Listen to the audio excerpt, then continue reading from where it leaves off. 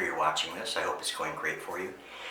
You know, the last few weeks that Gil and I have gone out hunting for artifacts, there have been a few finds that I consider spectacular that Gil made. And I made a lot of nice finds, but nothing that you could call spectacular. Until, that is, this past weekend. And I'm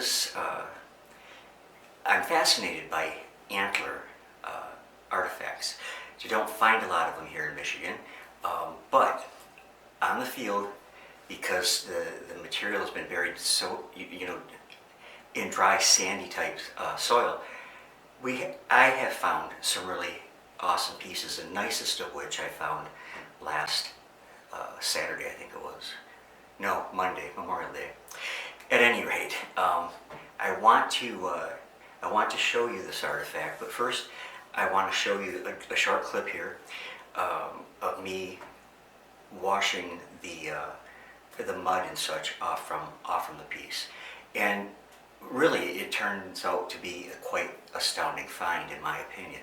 All right, so let's take a look at that clip.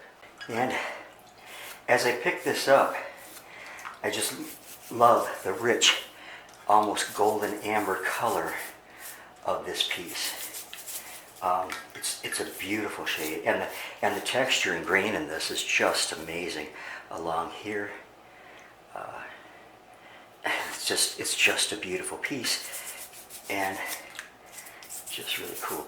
Now, in looking at okay, back with you. This is the piece that I am talking about. Now, this is a fragment of antler that, judging by the associated artifacts, which are stemmed spear points in very close proximity, that I would date this to when they were used, which would be the early woodland here in Michigan, and that could be as far back as 3,000 years ago. So this fragment, to me, it's a miracle that it exists. Now, the Native American people used antler for many different things, but one of the primary uses was in making arrowheads, spear points, and tools of that nature. They would take the antler and they could use it for striking the flint in specific ways that would allow them to be able to make an arrowhead. And it's pretty cool to watch the process of how they did that. But that was one of the big uses for antler. It was also used for handles for knives, and probably for awls and different types of things. Now, this piece that I found is what I think is so cool, and I'm going to show you an insight of this right now, is that I do believe this is an animal effigy. If you'll see here, there's the eye, the snout, the mouth.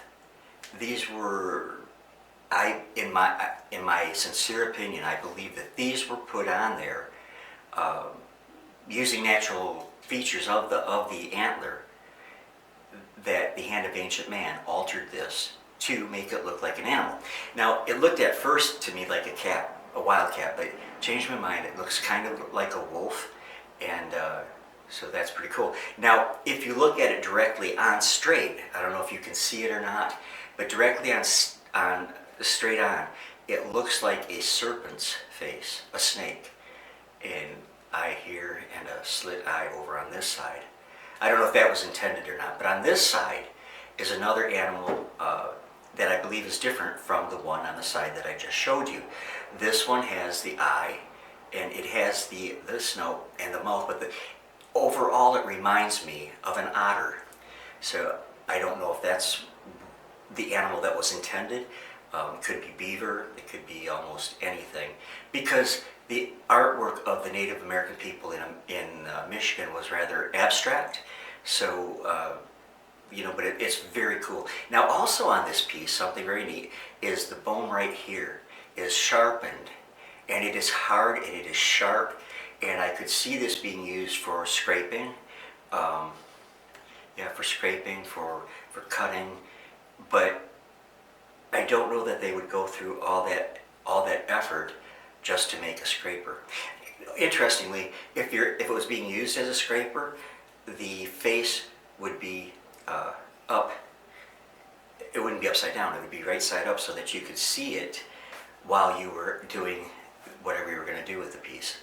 So, awesome piece. I could be wrong or I could be right, but I believe I'm right, and I believe it's probably one of the more rare pieces that I ever found. It has a beautiful golden amber patina, and it is just an amazing piece. Now, I found, Gil and I have both found other pieces on the farm field of in the same area of Antler, and there's this one. Now, this piece is, I believe, was definitely used for pressure flaking along the edge of the arrowhead to fine-tune it, if you will. So that's a nice piece right there. Very cool. And this kind of material for the area that I'm in is rather rare, but especially the effigy piece. And then there are pieces that, well, here, let me show you this first. These two pieces, I have found similarly worked pieces on other sites here in Saginaw. These are, I believe, were portions of antler knife handle. This one in particular shows a cleaned off part here. It was broken off, so it would have been, larger, and I believe that very easily a stem for a knife blade could have been fit in there, bound, and it would have been hefted onto a really nice and durable handle. Both of these pieces show heavy patina from being handled by the hand of ancient man and woman. Now, another really cool one is this piece. Now, I'm not 100% certain what's going on with this piece, but it has, again, that rich, smooth, dark patina that comes from being handled by a lot of people over time. Now, it is quite possible that, no, I draw a blank. It looks like it's been worked along the top. It could have been the start of a projectile point or arrowhead or, spear point, whatever. It would have taken a lot more work. But it is a really cool piece, even if you just think of the age that it came down to us from. 3,000 years ago. That's pretty amazing. There were many other little pieces that they're interesting, but I'm not going to show those right now. But I hope you enjoy taking a look at this. This piece, I tell you what, I think it's one of the most significant pieces that I've ever found. And I will talk to you more about that as I study the piece out more. All right, and since I just said peace out. See you all again real soon. I love you all very much. God bless you, now and always.